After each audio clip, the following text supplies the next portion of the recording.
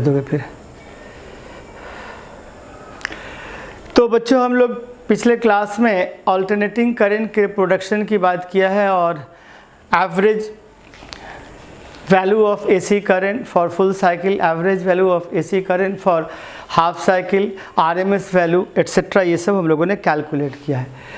अब हम लोग एक्चुअली पढ़ेंगे कि एसी को रेजिस्टर से, इंडक्टर से, कैपेसिटर से अगर इंडिविजुअली जोड़ा जाए और फिर मिला करके एक ही साथ आर, एल और सी तीनों को जोड़ा जाए, कभी आर और एल को, कभी आर और सी को, तो करंट एंड वोल्टेज के बीच का रिलेशन क्या होगा, इम्पीडेंस क्या होगा, फेज एंगल दोनों के बीच क्या होगा, आज हम लोग इसी को डिस्कस करते हैं।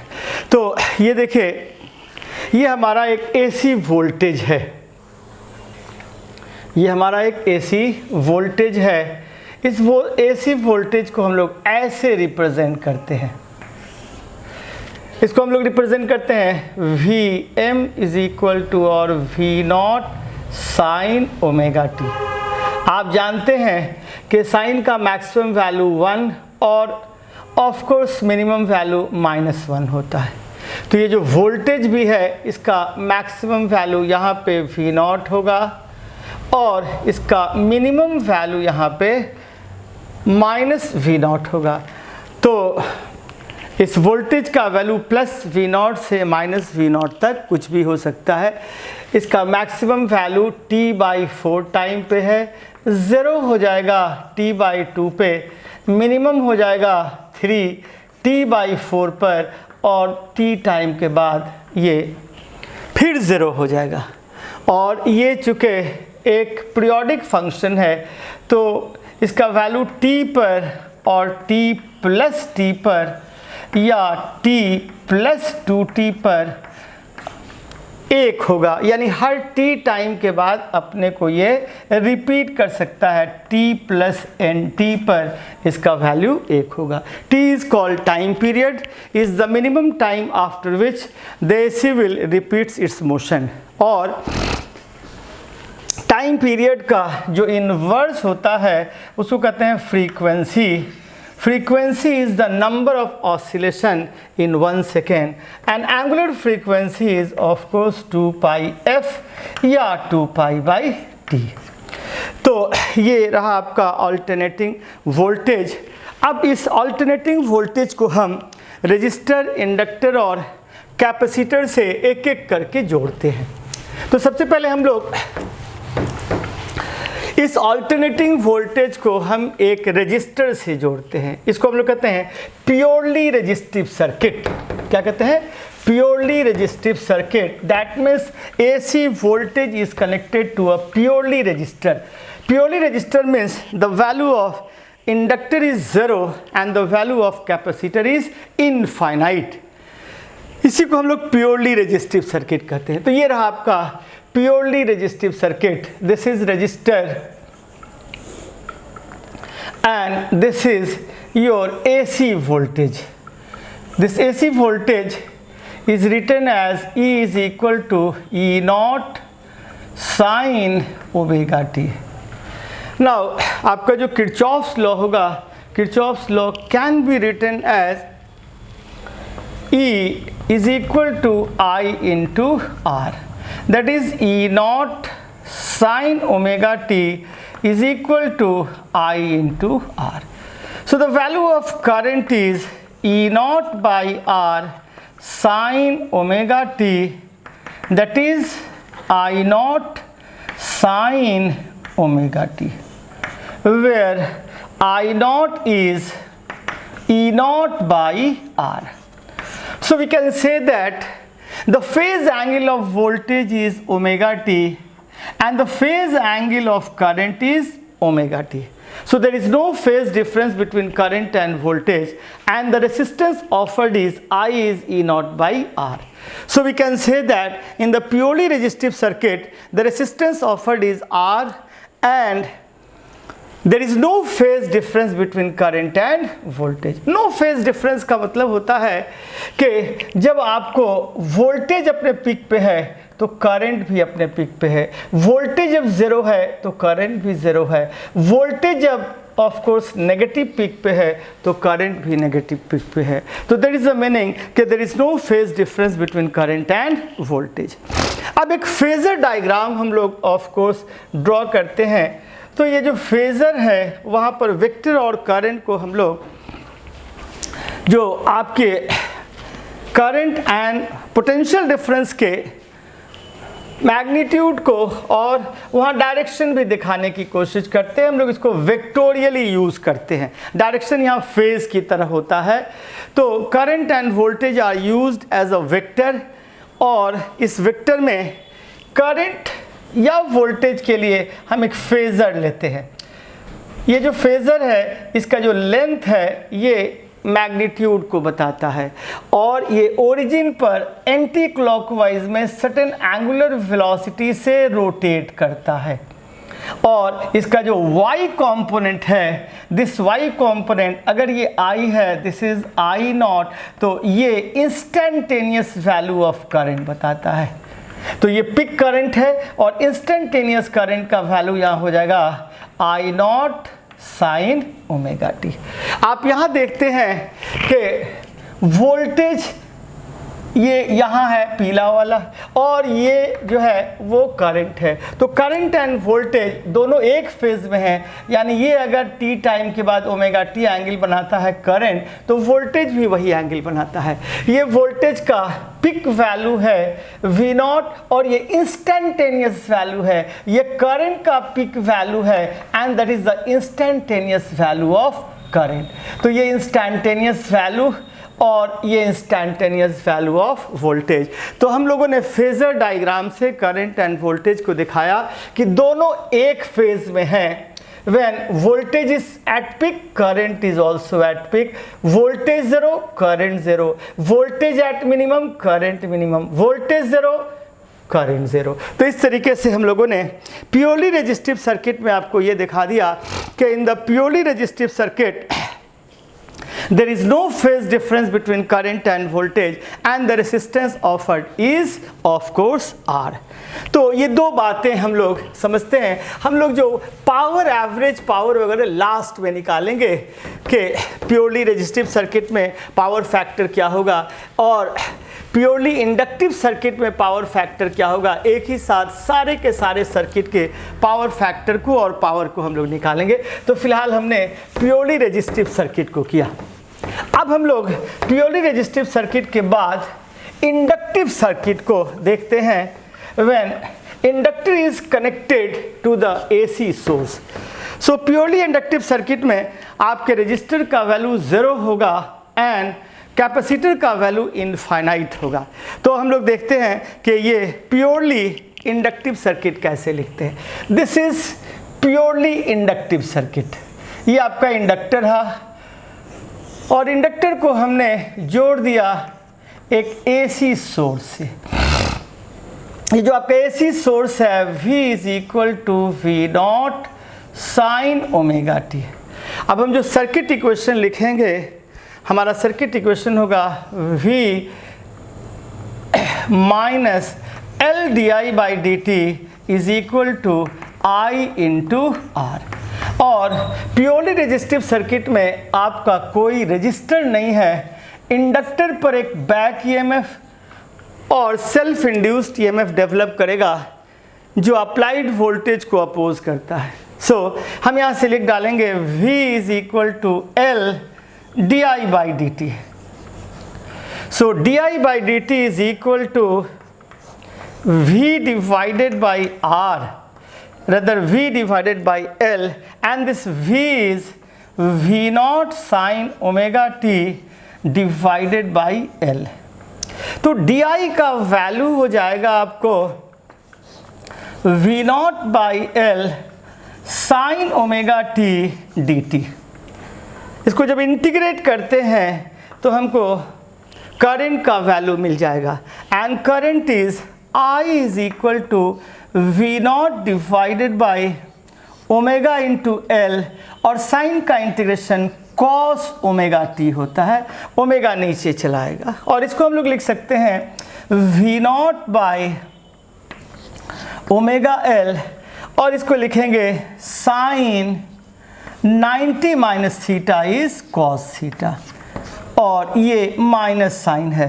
फिर हम लोग ऐसा भी लिख सकते हैं, हम जानते हैं कि sine theta is equal to sine minus theta, तो ये माइनस अंदर चला जाएगा, तो हम लोग इसको भी अगर अंदर ले जाते हैं तो आपके करंट का वैल्यू हो जाएगा V0 divided by omega L sine omega t minus pi by 2।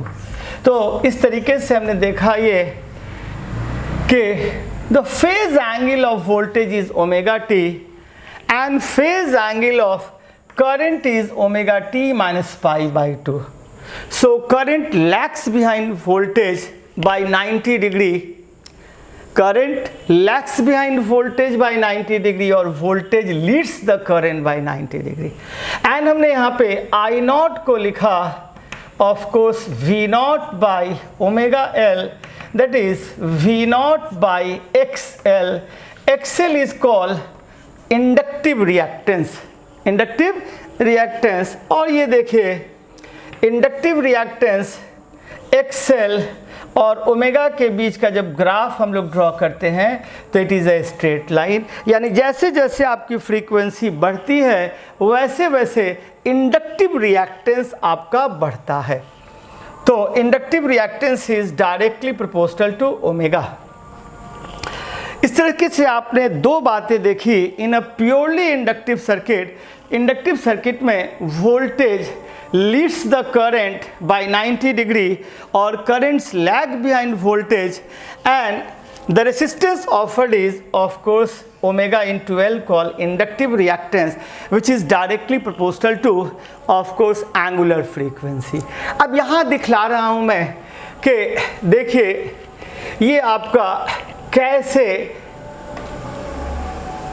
Voltage है ये, और ये जो आपका वोल्टेज है this is voltage and this is your current. ये क्या है आपका, ये आपका करंट है। तो आपने देखा कि current is lagging behind voltage, और देखिए करंट अपने पिक पे आता है जब वोल्टेज यहाँ 0 आ जाता है, यानी ये ऑफकोर्स 90 एंगल बना रहा है करंट, तो ये ऑफ कोर्स आपका क्या है, ये 180 है। तो इस तरीके से हम लोग कह सकते हैं कि आपका वोल्टेज लीड करता है या करंट लैग करता है। फेजर डायग्राम अगर हम दिखलाएंगे तो this is the phasor of voltage, t time के बाद इसने ओमेगा टी एंगल बनाया, this is the peak value of voltage and this is the instantaneous value. ये जो वैल्यू होगा instantaneous value V naught of course sine omega t. ठीक इसी तरीके से ये आपके करंट का वैल्यू है, this is the peak value of current, और ये इसका इंस्टैंटेनियस वैल्यू है, इसको हम लोग लिख डालेंगे I naught sine omega t minus pi by 2। तो ये आपके इंस्टैंटेनियस वैल्यू को दिखलाता है। तो हमने प्योरली इंडक्टिव सर्किट में आपको देखा कि in the purely inductive circuit voltage leads the current by an angle 90 degree and the resistance offered is omega into L called inductive reactance। तो इस तरीके से हम लोगों ने ये देखा कि प्योरली इंडक्टिव सर्किट में voltage leads the current by 90 degree, current lags behind the voltage, and you can say that the resistance offered is omega into L called inductive reactance. It is called inductive reactance. अब उसके बाद अगर आप capacitor को जोड़ देते हैं AC से, तो कैपेसिटर को एसी से जोड़ेंगे तो हम लोग कहेंगे it is purely capacitive circuit. It is purely capacitive circuit, यानी capacitor is connected to AC voltage. So when capacitor is connected to AC volt, this is capacitor and of course it is connected to AC source. तो इस AC source से आपने इस capacitor को जोड़ दिया और ये जो वोल्टेज है V is equal to V naught sine omega t. इसका जो किरचॉफ्स लॉ होगा, when we write the Kirchhoff's law in the AC circuit, the Kirchhoff's law is this is minus Q by C. तो Kirchhoff's law is V minus Q by C is equal to I into R। So V naught sine omega t minus Q by C is 0। चूँकि purely capacitive circuit में आपके L और R दोनों 0 हैं, L is 0 and R is of course also 0। तो यहाँ से आप लिखेंगे Q by C is equal to V naught sine omega t and Q का वैल्यू हो जाएगा V naught C sine omega t. Current का वैल्यू अगर हम लोग लिखना चाहते हैं, alternating current in capacitive circuit, it is dq by dt। So V naught C d by dt of sine omega T. Sign को जब डिफ्रेंशिएट करेंगे तो कॉस हो जाएगा, ओमेगा बाहर आ जाएगा, तो आपके I का वैल्यू हो जाएगा V naught C omega and this is cos omega t and it can be written as V naught C omega, it is sine omega t plus 90। Sin 90 plus theta is also cos theta. So here the current in capacitive circuit is V naught C omega sin omega t plus pi by 2, and it can be written as I is equal to V naught 1 by C omega, and this is sin omega t plus pi by 2.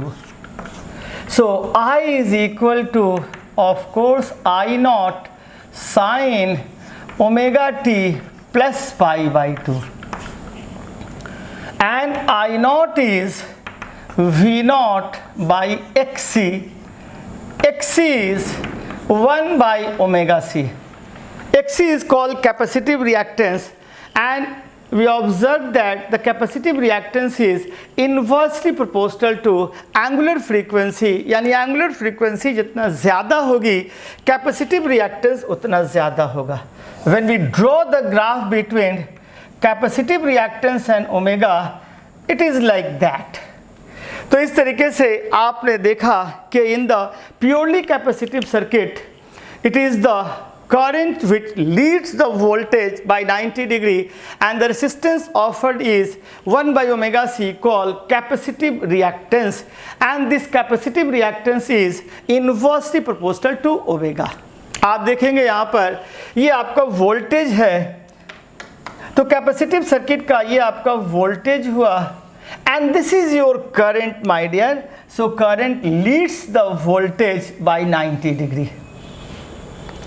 और जब phasor diagram इसका आप draw करते हैं तो this is your voltage omega into T, and इस voltage से ये करंट है, ये 90 डिग्री से आगे है वोल्टेज से। This is the peak value of current, and इसका जो y कंपोनेंट है, वर्टिकल कंपोनेंट है, that is the instantaneous value, और ये पिक वैल्यू ऑफ वोल्टेज है, और इसका जो वर्टिकल कंपोनेंट है that is the instantaneous value of voltage. तो इस तरीके से हम लोगों ने ये जो तीनों सर्किट आपके हैं, इस तीनों सर्किट को लिखा, purely resistive circuit, purely inductive circuit and purely capacitive circuit. और इसको हम लोग ब्रीफ कर सकते हैं कि in the purely resistive circuit phase difference between current and voltage is 0, that is there is no phase difference between current and voltage, and resistance offered is R. In the purely inductive circuit there is of course a phase difference of 90 degree, voltage leads the current by 90 degree, or the current lags behind voltage, and the resistance offered is omega into L called inductive reactance, which is directly proportional to omega. And in the purely capacitive circuit, Of course, the current leads the voltage by 90 degree and the resistance offered is 1 by omega c called capacitive reactance, and capacitive reactance is inversely proportional to omega, यानी omega जितना ज़्यादा होगा capacitive reactance उतना कम होगा। AC का omega बहुत ज़्यादा होता है तो AC का रेसिस्टेंस और कैपेसिटिव रिएक्टेंस काफ़ी ऑफ कोर्स कम होगा इन द कैपेसिटर। तो कैपेसिटर बहुत आसानी से अलाउ कर देता है एसी को, क्योंकि कैपेसिटिव रिएक्टेंस एसी के लिए बहुत कम है। लेकिन डीसी के लिए of course 1 by omega C, मतलब omega is of course 0, so it is infinite. Capacitive reactance for DC is infinite, so DC is not allowed through the capacitor. ठीक इसी तरह से उल्टे फॉर्म में हम लोग कहेंगे कि इंडक्टर के लिए जो DC है, DC का ओमेगा 0 होता है, तो DC के लिए जो of course omega into L है वो नेग्लिजिबल होगा। That is why DC is easily allowed through the inductor, लेकिन कैपेसिटर से अलाउड नहीं है। अगर AC को हम लोग जोड़ देते हैं इंडक्टर से, तो AC का ओमेगा चूँकि बहुत ज़्यादा है तो omega into L is very high, आपका इंडक्टिव रिएक्टेंस बहुत ज़्यादा होगा, सो AC is not easily allowed through the inductor. इसको बाद में हम लोग फिल्टर सर्किट में यूज़ करते हैं। तो आज हम लोगों ने बच्चों ये तीनों सर्किट देखे, हम लोग पावर वगैरह की बात नहीं किया कि power develop in the resistive circuit क्या होगा, इंडक्टिव क्या होगा, कैपेसिटिव क्या होगा। ये जब पावर फैक्टर हम लोग करेंगे तो एक ही साथ सारे सर्किट का हम लोग पावर निकाल लेंगे। तो आज हमने यहीं तक किया, होप आप लोग को अच्छा लगा। ठीक है, thank you and best of luck.